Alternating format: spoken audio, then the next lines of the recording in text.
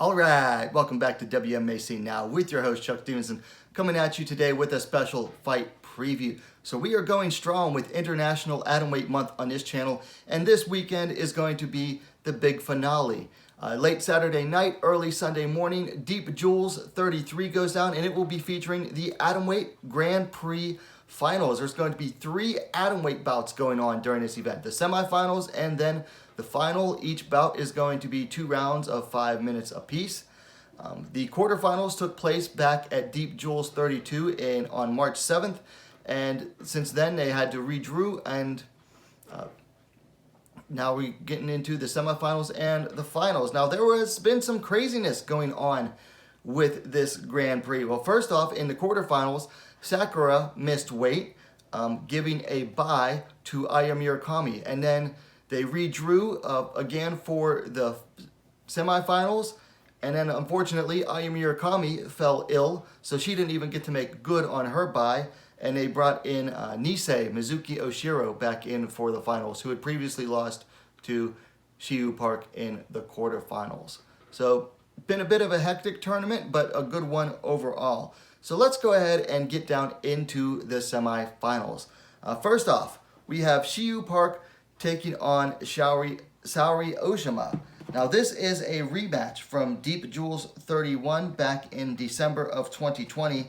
This took place before the Grand Prix started, with Park winning by decision. And you know, this is a classic striker versus grappler match, with the striker in Park primarily kickboxing and the grappler in Oshima, who primarily specializes in judo. Let's go ahead and take a look at the stats for this one. Park coming in slightly more experienced, 5-2 to Oshima's 4-2. Park riding a nice 5-fight winning streak ever since dropping her first 2 fights. Oshima coming in off the win at the quarterfinals over Emi Tomomatsu in a very fast submission win. Park's slightly elder, 29 to 26, and she will be the taller fighter, not only in this fight, but in the entire semifinals and final bout, at 5'2", 157 centimeters to Oshima's 4'11", 149 centimeters. So those are your stats. So I went back and rewatched the first fight to see what I could learn for this next one. In the first fight, you know, Oshima, she got Park down easily enough in the first round, but then in the second round, Park started taking over, and unfortunately for her, a point was deducted due to an illegal kick. Park kicked Oshima as she was falling to the ground, and it was counted as illegal because Oshima's knees were already down, if I remember correctly. But then in the third round, it was just all Shiyu Park. So I went to the judges, and 2 of the judges, I think, had ruled it a draw, so they ruled it a must decision, and they all chose Shiyu Park to win. I'm thinking that in this rematch, the plan likely stays the same. Oshima is going to try to get Park down and look for submissions, whereas Park is going to want to keep it standing and, you know, take out Oshima on the feet. In the first fight, after a while, you know, Park didn't even, you know, go to the ground with Oshima. She stood up, stepped back, and made the referee stand Oshima up. So I think the game plans are likely going to stay the same in this next fight. Now, Oshima looked fast and strong against Emi Tomomatsu in her quarterfinal bout. So she could be bringing that speed and that increased strength into this next match as well. On the other hand, Park has really been working on her ground game at Crazy B. Now, do I think she's going to want to go to the ground too much with Oshima in this? No, but what this could mean is that she won't be as nervous going to the ground. She'll be more prepared, and also that her, you know, her takedown defense is going to be that much stronger because she's been working a lot with, you know, top world-class wrestler Miyu Yamamoto.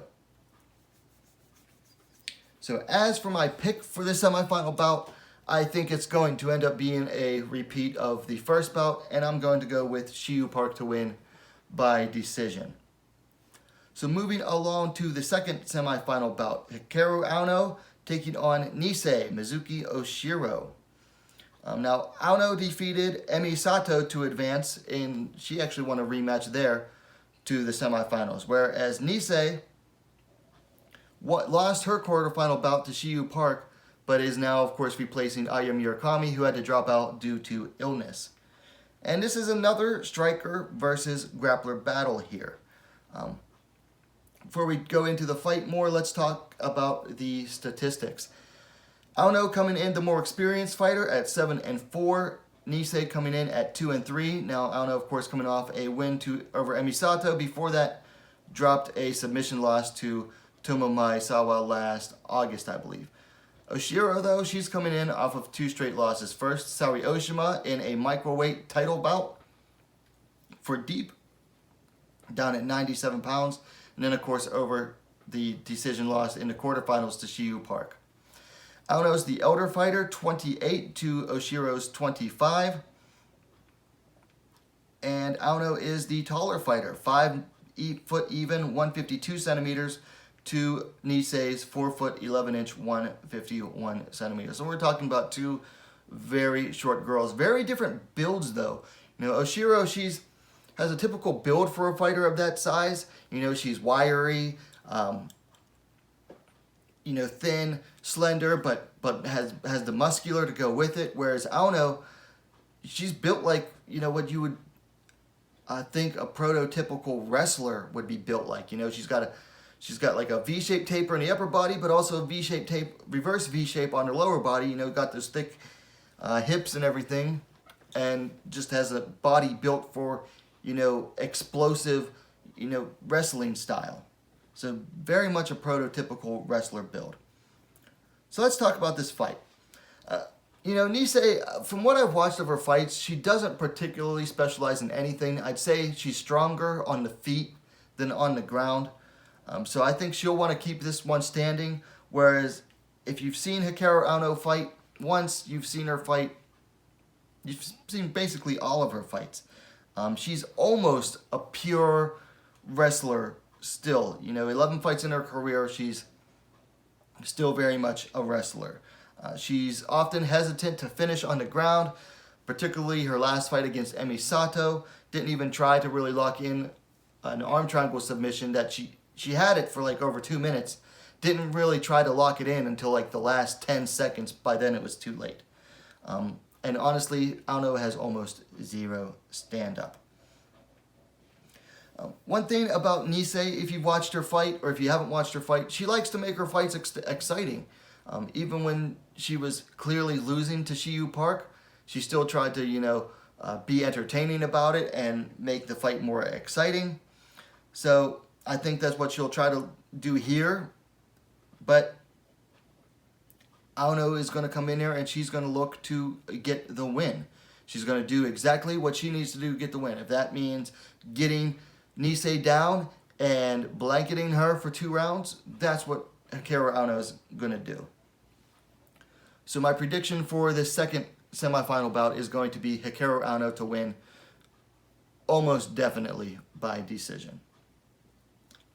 Okay, so those are my predictions for the 2 semifinal bouts. So let's talk about what's going to go down in this final bout. So I think it's going to be Shiyu Park versus Hikaru Aono. So let's go ahead and talk about that. Now this is actually a rematch from Deep 93rd Impact back in December of 2019, with Park winning via first round TKO. So Aono was able to get Park down a little bit briefly, though, very briefly. Park did a very good job of defending the takedowns and getting right back up when she did get taken down. Like, she got taken down to her butt, but that was the worst it got to. And as the fight wore on, you know, Park's takedown defense just became too much. Aono's striking is not good enough to stand up to Shiyu Park.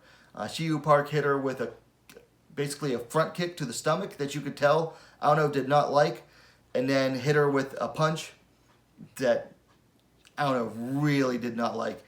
Park followed it up with a few more punches, and the referee intervened, giving Park the win by TKO at, let me see if the time is available here.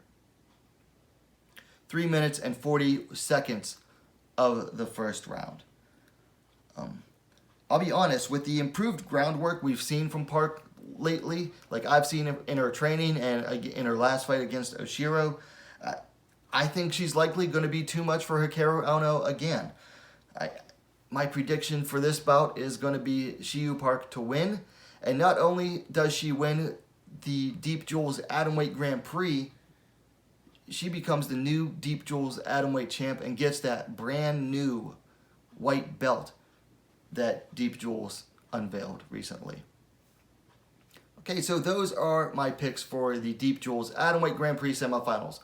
Park to beat Oshima, Aono to beat NISSE, and then Park to beat Aono in the finals to become the Grand Prix and DEEPJEWELS Atomweight champion. Now, could those fights go different ways? Oh, certainly. You know, Oshima could win, NISSE could win, it could be those two in the finals. Or it could be Park versus NISSE again. Or it could be Oshima versus Aono.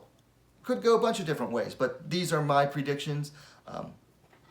So there you have it. Anyway, let me know your predictions in the comments down below. Now, this does go down live, pay-per-view Saturday night, late Saturday night in the US. I will provide a link in the description below if you want to order it. In the meantime, let me know, like I said, let me know your predictions in the comments down below. If you liked the video, please give it a like. And while you're at it, go ahead and subscribe to WMMA Scene Now, the most complete women's mixed martial arts dedicated platform on YouTube. Thanks for watching. We'll see you next time.